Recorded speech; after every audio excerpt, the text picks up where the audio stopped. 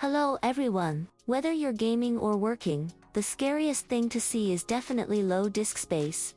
Today, I'm going to show you how to give this machine a mega boost by adding an SSD.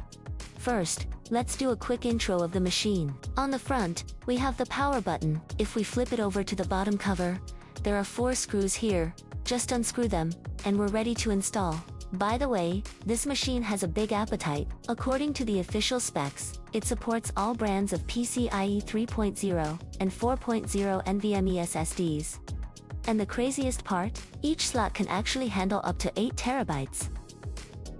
Today, we've got this 1 terabyte SSD ready to go. Let's get to work and remove these 4 screws. When you're lifting the bottom cover, remember, be gentle.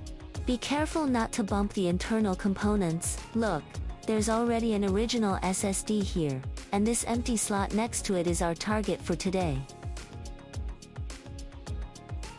Wait, before we plug it in, there's one thing you must do. Unscrew this locking screw first.